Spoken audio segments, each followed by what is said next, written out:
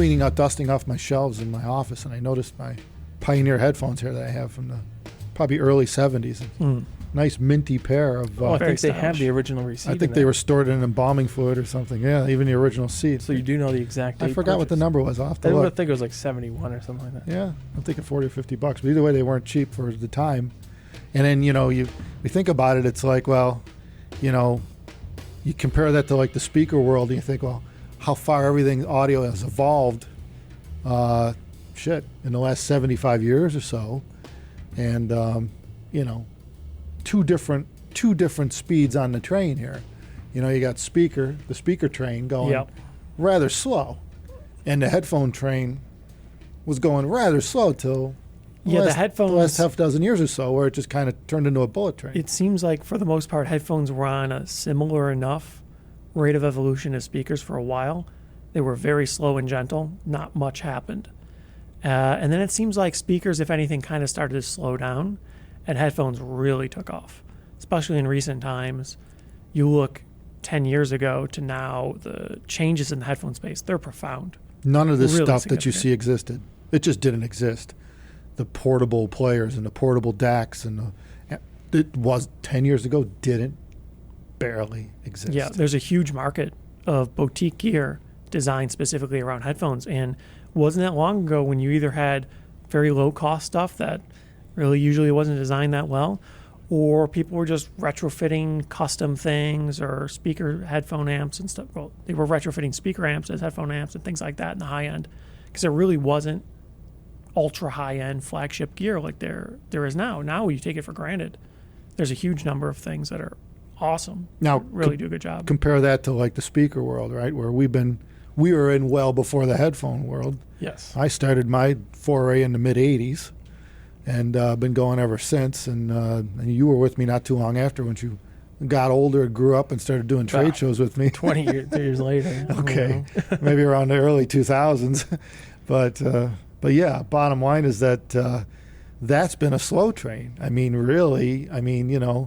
We'll cite some examples on here. We got a pair of old studio monitors here that. Well, it's not a studio monitor, and it was designed for a home environment, but I believe it's based on the Altec Lansing designs from the 50s that they used to use those drivers in studios, and people would think those were the greatest things for home, and that was the reference back then. Paper cone and a rather cool-looking horn-loaded tweeter in the They do concentric. look unique. Yeah, really They still cool. go for a lot of money, too. Yeah, they're expensive drivers. Yeah. But I mean, that was it back, and that was the shit back in the day. And, look at what we got today. We look at some of the modern speakers. I mean, sky's the limit on that one. Yeah, but the reality of it is, when you think about it, a woofer's still a woofer and a tweeter's still a tweeter. And it's really been materials that have really evolved more than anything. Well, that's the thing. Material advancement is speeding up these days. Yeah, big I time. think a big portion of the reason why you've seen improvements in speakers in recent times is simply the accessibility of better manufacturing methods. You have a lot more people doing more automated means of manufacturing and assembly, so you could get precision repeatability, and you have computer-aided manufacturing as well. You could get designs that are closer to right rather than just testing 1,000 samples and getting something that's not that well optimized. I think that's more accessible now, and so you're seeing a bit more of that kind of stuff. But in the two-channel type world, it's nothing like what you see in the consumer space. I think this is definitely a case of necessity driving the innovation. And you look at what most people on the streets are using. It's low-cost headphones, mainly, earbuds, IEMs, things like that. A lot of times Bluetooth, because that's what people want. That's what's easy and convenient. Yeah, they'd have like simple Mylar drivers, which have been used a very long time. They're easy to make by the millions. Right. Rather cheap to stamp out, in China and so on. And so it makes sense that the driver, the speakers in these things aren't of any significant cost. It's more or less shipping and marketing and retailing. And you could fix things with DSP and stuff now too. So it's a different design. Yeah, totally They're made different to world. be manufacturable, fairly reliable, low cost, wireless, long battery life, things like that. They're trying to prioritize what the consumer is looking for. And believe it or not, most consumers don't prioritize sound quality. Maybe in the price range, they're looking for the best they can get, but the reality is making something for $40, you're going to be constrained. Yeah, You know, we're most in people the don't spend we're a in huge the amount. severe end of a boutique side of things. I mean, you know, as are a lot of speaker manufacturers in the upper end of things. I mean, There's a it's- lot of players. Oh yeah, Yeah. absolutely. A lot more speakers. There are a lot more speaker manufacturers than there are headphone manufacturers. That's for sure. In the upper end of things. Oh, for sure. You know, in fact, then all around. I mean, look at how many speakers there's got to be. Yeah, I know there's a lot now that I'm thinking about the and brand. hundreds of them. There's so You know? many. Yeah. It's comparatively easier to make a speaker, I would say. Well, it depends Now- if you're making the drivers or you're not yourself. Right. Yeah, well, most of them just stuff Right. Yeah. exists. Someone else's drivers in a box. Yeah, And that's design pretty across easy. over. Yeah. You're making Right. a box, you're making it look a certain way, you're making it sound to your preferences. The drivers aren't necessarily the focus. Right. They It's can just be. having them produce sound. Well, But yeah. in the lower end of things, it ain't Yeah, right. right. They're like, okay, give us a cheap driver, we'll put it in a box and call it a day. Mm. But in the upper end, And then that's all it is. like we do, it's a whole different ballgame. Now Yeah. now you get into the exotic materials. You know. But you look at how many headphone companies there are out there now compared to when we started. Yeah. And there's a lot of people making their own drivers now. And again, when we started, it was mostly people modifying existing mass production headphones. There weren't really a lot of people doing it themselves. yeah. It's a different game. And there's way more Stax players was now. probably the only one that made drivers because they had to. well, Because that's a no whole one else was different thing, using yeah. electrostatic drivers and headphones. You know, so they were probably the only ones doing That it. is true. Electrostatics are actually getting competition now. Yeah. There's like It was a long 50 period, years yeah. of Yeah, of stacks. having it on their own. Yeah. Yeah. I remember when we first came out with the 1266, it made its way to France, and one of the French reviewers said, Stax no longer has a monopoly on the high end Hmm. with the 1266, you know? That was the beginning of that. Though. Yeah. Now there's a lot of Yeah. Different but then models. but it was because of those people that had 009s and 007s, and you know, they didn't have anywhere else to go. Right. That was it. That was it. It was the end of the road. It's interesting because they were, I guess you would say, ahead of their time. They were developing high end before there was huge demand, before there was the They were developing high end headphones before it was commonplace for people to be spending high dollar amounts on these things. And now I think time and external factors have caused more demand. And a lot of people are interested in personal audio now. So there's so many more boutique companies trying their hand at really high-end designs, and a lot of them are working on their own driver designs. So it's encouraging. That's interesting. yeah. I think it's fun. yeah. Stacks in particular. I'd say they've been around for a long time, but they've always been like relatively boutique, you know, compared to Right. like mass market and everything. So Yeah, and they've maintained that level for 70 years or something. Yeah, and I think most of their business was done in their lower end models. You know, they had models in the sub $1,000 range, hundreds of dollars a piece. And Yeah, they from still what I do. understand, and that was I think that was their primary shtick. You know, I think what really limited them was the fact that you had to have An amp. an amp that special dealt with one. high voltage, Mhm, right? yeah. Which I guess only they produced. So they kind of had a box setup, so to speak, a box kit where you had to get the amp and the headphones, which, you know, I mean, otherwise what choices did you have? Well, some Back people then. built their own, you know, yeah, but that's yeah. onesie twosies. Yeah. That's not the market, you know. But yeah, so I think that was their limiting factor probably. And you know, it's the same thing now. I mean, really, but now you've got all kinds of players in the amp market to match up with the headphones that exist, the planers that exist. So I think the planer technology has really taken off. Oh, for sure. You know. We talked about this a bit before, but the first trade shows we went to, what was that, like 2013 or something? CanJam, RMAF, Yeah, probably. something like that. Yeah. And there was a handful of amps in the high end. There really wasn't much. Two. Yeah, Yeah, there was powerful a couple amps, yeah. things. Yeah, especially if you wanted something that was trying to drive high-end flagship demanding headphones, which at the time weren't so common. You really HE6. couldn't get a high-end powerful amp that was No, we were working spectacular. with the Cavalli at the time. He was just finishing up the Liquid Gold, right? Liquid Gold. Yeah, at the time he was Yeah. working on that. Yeah, and that was the only solid state amp that It had, wasn't out yet. that'll but do yeah. like Yeah. 6 or 8 watts or whatever. It was a crazy power, and He had the Liquid Fire at the time. at the time. yeah, which actually sounded pretty good. We have one here. Yep. It actually sounded really good, but it wasn't quite. Didn't have the absolute Well, crazy yeah. speed of a big solid state Yeah, of the power not what supply. you see today in refinement. It was good Yeah.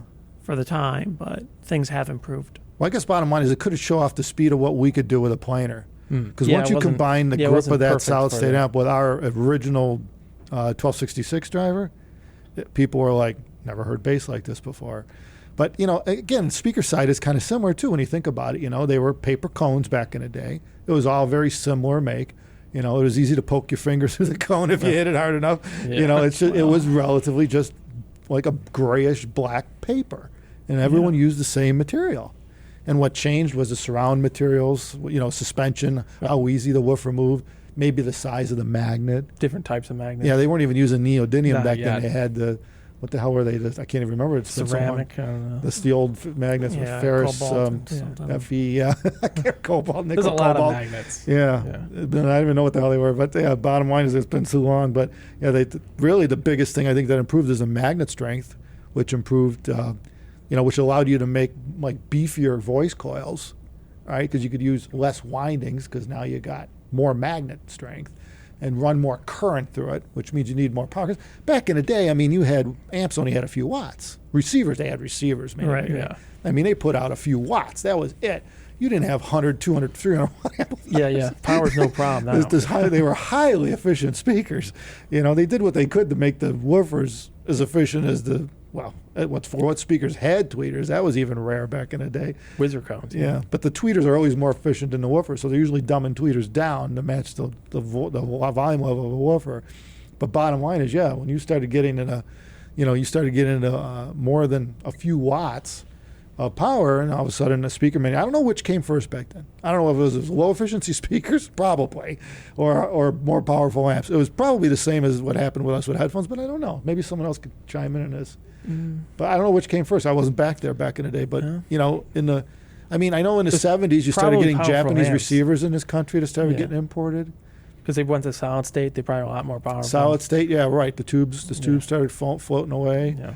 But I don't know what came first, or they were about the same time. But yeah, anyway, I'm sure someone will take credit It's a for this. chicken It's and the long egg gone. kind That of was 50 situation. years ago. Yeah. Yeah. But we had the same thing occur in headphones. And talk about repeating history, where we needed power. We had low efficiency drivers in a headphone space that needed power, which is uncommon 15 years ago. Yep. Everything was designed to run on 10 milliwatts, right? And now you see all these amplifiers that are available that have multiple watts of power to go in a headphone. Power's easy. Yeah. And we were saying this for a long time. Yeah, we've been trying to get Power's very easy, but for some reason people weren't shipping it. Yeah. And I understand most people didn't need it, so I don't think they saw the market at first, Well, there was just very few headphones that even needed it, so it Yeah. didn't really matter. I remember, what was the WA5 had the older one had a physical setting for the K1000 or something. Oh, like that. yeah. He doesn't do that anymore. But Why? it What was was the deal with that one? Was it high impedance or something? something? Yeah. I don't even know. Yeah. I don't know. Yeah. But Stuff yeah, like that's that. true. Like making an amp Yeah. that had a specific. Yeah, because I headphone had the in older mind. WA5, and I believe it had that Yeah. selector switch. Yeah. Now it's just low, high gain, I believe. Yeah, I think so. Yeah. well, there's enough low and high gain headphones Yeah. that makes sense. There's a fair number of headphones that aren't particularly sensitive, and there's quite a few that are. So that's a reasonable enough configuration now. But back in the day, there was just pretty much everything was designed around the gear that was available at the time, and that hardware was very limiting. It would only get so good. So it was challenging to design a headphone that was leagues beyond what else was available at the time, without getting better supporting gear around it. But when you think about it, I mean, it's wild, where in the last 70 or 80 years or so, where speaker design is, sonically speaking, the sound quality of it, right? It took 70 or so years to get to where we are today with speakers, where it only took about 10, less than 15, yeah. less than Yeah. 10 years, really, for headphones and the systems to evolve to where they are today. Yeah. That is significantly faster. But Uh, I guess the thing is, though, we kind of can draw from like speakers and stuff to make headphones. We kind of already had like As a goal, Yeah, as you a already sonic knew- goal, but you you already still knew. got to make the sound in your head, yeah. and you got to have the ancillary gear. I guess the electronics exist. yeah. That's easy enough. Well, easy enough if somebody implements it. Yeah. But yeah, you're right. We have the So- source material. We have the high res this. We've got. That's true. There's a lot The of things that have foundation been put in place. was there. yeah. Agreed. So it did help out a Yeah. lot. Yeah. It was really more material science shifting over to the headphone space. But again, all of this probably could have happened sooner. Who knows why? It's probably the same reason why the V8 motor disappeared in the 70s and went to four cylinders in the 80s and hasn't really come back until 29 or 28, 2008, you know? And so, I mean, it's just kind of funny when you think about it, but how cyclical things are in the world and the planet for people. You know, it's not even just audio. It's just all kinds of things where it's like, you think back, it's like, how come we didn't have V8s for 30 years? How come nobody wanted that? Why? The horsepower is great. Now all of a sudden, Jesus Christ, you get, you know, 700-800 horsepower for electric cars is like the norm. You know? So it's like, where did this all go? It's funny how you could not miss that. I guess for whatever reason, as generations go on, it seems like things get set by the wayside for whatever reason. You think music, that wouldn't happen, and playback, but it did. It kind of did. You know, it didn't evolve like you would think it would. But yeah, you're right. We have a foundation now with electronics and source material and ease of getting music, where the headphone space just kind of makes, I think, a lot more sense for people. They don't need a room anymore. You can do it anywhere. You can enjoy it anywhere. So I guess that's the convenience factor. Well, I mean, the whole industry kind of moves in like the same direction. So it's like everybody had like receivers and two speakers in like the 70s and 80s, and then everybody went to like those home theaters in a box in like the 90s and early 2000s. Yeah, and now everybody's just like, nope, I don't want any of that. I want a sound bar, done. Yeah, you know, right, so, right. Stick it under the TV. Yeah, just evolution. You need a wire, just Bluetooth, plug it in. Not even. I don't even want to plug a wire into yeah, right. it. Yeah. Just hook it up to the wall, plug it in the wall, and call it a day. Most companies are pretty conservative too. They're concerned about taking a risk, doing something that other people aren't doing. So I think once more or less the market proves that some sort of thing isn't super desirable anymore, it takes a while for it to come back. That's true. Right? Because people are kind of leery. They don't really know, is there going to be a market demand? I guess because, that's true. I mean, you think about it, a lot of the companies that are making these electronics over the years are big manufacturers. Sony, Yamaha. These guys have been around a long time. I mean, they got to have some serious manufacturing chops, so to speak, you know, and they're gonna ebb and flow in the way the market will, depending on what people want to buy. Yeah, well, I've noticed lately all those big, like mainly like 70s Japanese brands, all coming out with like new stuff that high end, like Luxman. That looks like the old stuff, and it's nice looking stuff. Yeah, you know, it's like retro with the brush finish, goldish like aluminum. Yeah, nice looking stuff. But all the big manufacturers are coming out with that now. Mm-hmm. So I guess it's working out for them. Someone started it. Yeah, once you see someone do it and it actually works, people go, "Oh, all right, well, give that a try." Yeah. It's like we made that stuff before. It isn't a logical step, I guess, when you think, because a lot of people now that are in the high-end headphone space will get older and may want to share their music with others, right? Like their families. And there's only one way to do it. It's either everyone has a pair of headphones and everyone's sitting there in a quiet room, right? Which looks kind of silly from the outside. Yeah, it does. It does. You know? Or you get a pair of speakers and start playing music and let everyone enjoy what you're listening to and share. You know, so it kind of makes sense that it will the high end of headphones will actually morph into the high end of speakers. You know, it could. You know, it makes kind of sense. And what better way to do it than a simple one box solution receiver with a built-in streaming and everything. And you got an app for it. You don't need to just put it wherever you want to put it. Run a pair of cables to your speakers and your G2G, and the whole family can enjoy this too. You know, or if you hook it up to the TV, enjoy it for video as well. YouTube is primarily stereo right now, so it works with that. So anyway, I guess it kind of makes sense. I think that's probably where it's going. Well, and when it gets too late, then you go back to your headphones. Yeah, right. Yeah, at night, and not miss a beat, right? Not skip a beat. And that's the other thing too. When you think about it, where both of these technologies exist right now in terms of playback level is, I think headphones have actually begun to leapfrog the speaker systems. Yeah, except big stacks of subs. Well, yeah, the tactile side of it is still lacking. And by all means, you could run a sub. You could do that. Yeah, you could run a sub with the earphones. I mean, it kind of seems silly, but you could do it as long as you're not bothering anybody. Yeah, I think a lot of people run headphones because they can't make noise. Apartments and so on. That's next level looking weird to see one person wearing headphones with a sub on, so you can't hear the music, you just hear bass. Yeah, no kidding.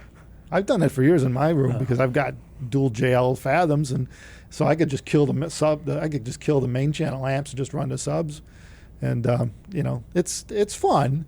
But with like a 1266, it's not always really that necessary. But But yeah, it's fun because you can feel it. It would be better with movies, Yeah. I think, than Yeah. music. Because the music, you're just mucking things up a little bit by having boom, boom going on. Well, yeah, in the room. you gotta You know? tune it in nice. Yeah, you know? right. Yeah, you got to tune the subs for the Yeah. headphones. Right, which would be Which- different than the speaker. Yeah, yeah. You almost got to have multiple settings for the have subs. presets for your I subs. think some of them probably do that nowadays, don't they? I know there's They might. apps for some of these newer Yeah, subs. they do have apps. But I don't know if they have apps for multiple settings. Yeah, in the it's same it's room. not a thing that That would seems should like, yeah, come you up. wouldn't think about it That's that pretty way. unusual. Yeah, right. Maybe. Maybe. Yeah. I mean, they could probably implement it. There's an idea for you, JL. Or Yeah, something. yeah. If you're going to do an app for this, why else they have a headphone setting too? Yeah. Headphone setting. You got to adjust phase and Yeah. everything for it. They'd be way off. I mean, my JLs are set for the front speakers in the room, and they're not. You could tell the bass isn't in alignment with the headphone. Yeah. It's not bad because you're at a distance, and the headphones are right on your head, so they kind of take over. I mean, they play most of the sound because they're intimate, you know. But yeah, you could tell that obviously the phase is off a bit on the room subs. So anyway, we're just pondering the past and where we are and where we're going. Well, we don't really know where we're Nobody going. really knows where you're going. Yeah, do well, you? that's true. But you can Well, flip a coin. Yeah. Heads. Seems like any time you try to guess, you're always wrong. Well, that's true. There's better guesses than others, but Yeah, that's very true. hard to be right. won't know until we get there. Yeah, right. That was from a movie, wasn't it? Yeah, I don't know. Thanks for watching our blabber, everybody. Give us a thumbs up and please subscribe to us so you know what's coming. And take care of yourselves. Thank you.